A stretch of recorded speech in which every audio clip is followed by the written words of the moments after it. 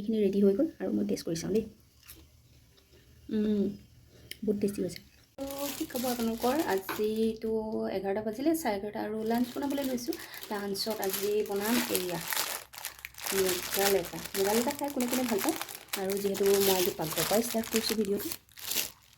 মুগা লেটা খাইতো মই বহুত বেছি ভাল পাওঁ। কালি বজাৰলৈ যাওঁতে আনিছিলোঁ আৰু যিহেতু পেকেট পালোঁ, আৰু যিহেতু সৰুৰ পৰাই মুগা লেটা খাই অহা আৰু খায়ো বহুত বেছি ভাল লাগে, সেইটো কাৰণে দেখিলে ৰ'ব নোৱাৰোঁ আৰু কিনিও আনো। এয়া আজি মুগা লেটা মই কেনেকৈ বনাম বলক দে। মুগা লেটাখিনি যিহেতু কেঁচা হৈ আছে, সেইটো কাৰণে মানে অলপ ইয়াৰ খোলাটোৰ পৰা আঁতৰাইহে বিকিছে। সেইটো কাৰণে মই প্ৰথমতে এইখিনি অকণমান 10 মিনিটৰ কাৰণে মই গৰম কৰি লওঁ অলপ নিমখ দি। আৰু এইখিনি মই পানী গৰম কৰি দিলোঁ আৰু ইয়াত এই মুগা লেটাখিনি দি দিওঁ। কেইটা আছে নাজানো, মুঠতে পেকেটটোত লৈছিলে 120 লৈছিলে। আৰু এতিয়া ইয়াত মই অলপ নিমখ দি দিম আৰু এতিয়া মই উতলা হালকৈ ইয়াত বইল হ'বলৈ দিম। আৰু এইখিনি মই ফ্ৰাই কৰিম যে, সেইটো কাৰণে ইয়াৰ লগত দিবলৈ মই পিঁয়াজ লৈছোঁ। আৰু পিঁয়াজ সৰহকৈ হ'লে বহুত বেছি ভাল লাগে, আৰু সেইকাৰণে মই পিঁয়াজ কাটি লৈছোঁ। এনেকৈ দীঘল দীঘলকৈ কাটি লওঁ। সকলোৱেতো এইটো ফ্ৰাই কৰিয়ে খায়, আৰু কোনে কোনে এৰি পলু খাই ভাল পায় জনাবচোন। মই কিন্তু বহুত বেছিয়ে ভাল পাওঁ খাই, আৰু ড্ৰাই ফ্ৰাই কৰিলে সৰু সৰুকৈ কাটি লৈ মেলি বহুত বেছি ভাল লাগে।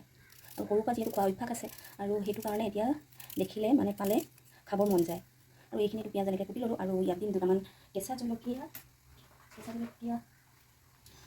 দিলে আচলতে স্পাইচি হ'লে বেছি ভাল লাগে, সেইটো কাৰণে স্পাইচি দিছোঁ। আৰু এইখিনি কুটি ল'লোঁ, আৰু আনফালে আপোনাৰ মুগা লেটা বইলখিনিও ৰেডি হৈ গ'ল, আৰু এইখিনি খুব ধুনীয়াকৈ বইল হৈছে। আৰু এইখিনি মই সৰু সৰুকৈ মানে বইল হ'ল যে, বইল হোৱাৰ পাছত অলপ ধুই ল'লোঁ, ধুই লৈ এনেকুৱা দুটুকুৰাকৈ কাটি লৈছোঁ। আৰু যিহেতু এৰি পলু বহুত উৎপাদনমুখী হয়, আৰু বহুতো নিবনুৱাই সকাহ পায় আজিকালি ইয়াৰ চাহিদা বহুত বেছি বাঢ়িছে। আৰু ইয়াৰ খোলাটোতো ব্যৱহাৰ সকলোৱে জানেই, আৰু যিহেতু ইয়াৰ চাহিদা বেছি বাঢ়িছে আজিকালি, সেইটো কাৰণে উৎপাদনমুখী বুলিও ক'ব পাৰি। বহুতো নিবনুৱাক সকাহ দিছে, নহয় জানো? আৰু এইখিনি তেলখিনি গৰম হ'ল, মিঠাতেলখিনি। তাৰপিছত আৰু এতিয়া মই এইখিনি কাটি লোৱা মুগা লেটাখিনি দি দিম।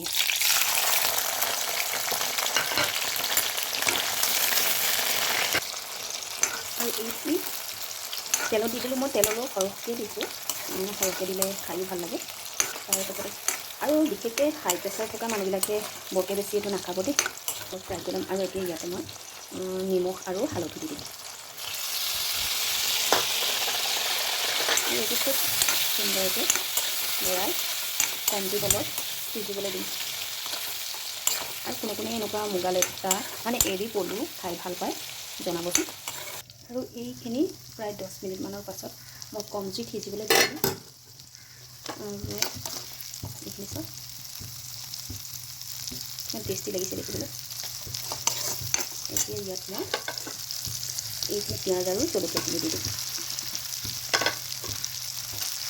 আৰু ইয়াত পিঁয়াজখিনি বহুত বেছি ভাজ খালে মানে খাই ভাল নালাগে, বেছি জ্বলি যোৱা নিচিনা হয় যে, সেইটো কাৰণে এইখিনি পূৰা সিজিব, আৰু খুব বেছি 80% মান সিজিলে নহয়। তাৰপিছতে পিঁয়াজ আৰু জলকীয়াখিনি তেতিয়া দিব লাগে, আৰু পিঁয়াজ আৰু জলকীয়াখিনি তেতিয়া 20% পিঁয়াজ আৰু জলকীয়াখিনি আৰু মুগা লেটাখিনি সিজাব লাগে। আৰু তাৰপিছতে হৈ গ'ল এয়া মুগা লেটা আৰু পিঁয়াজৰ ড্ৰাই ফ্ৰাই। আৰু এইখিনি চব প্ৰায় 10 মিনিটমানৰ পাছত খুব সুন্দৰকৈ হৈ গ'ল। আৰু পিঁয়াজখিনি এনেকুৱা হ'লে বেছি ভাল লাগে খাই। এতিয়া ধুনীয়াকৈ মই প্লেট এখনত নমাই লওঁ। আৰু এইখিনি মোৰ মুগা লেটা ৰেডি হৈ গ'ল, এৰি পলু। চাওকচোন, খাওঁ খাওঁ লাগিছেনে কাৰোবাৰ? আৰু মই এতিয়া টেষ্ট কৰি চাওঁ। এইখিনি ৰেডি হৈ গ'ল, আৰু মই টেষ্ট কৰি চাওঁ দেই। বহুত টেষ্টি হৈছে, আৰু ভাতৰ লগত খাই বহুত বেছি ভাল লাগিব। আৰু এতিয়ালৈ বাই বাই। কেনেকুৱা পালে জনাবলৈ নাপাহৰিব দেই আপোনালোকে।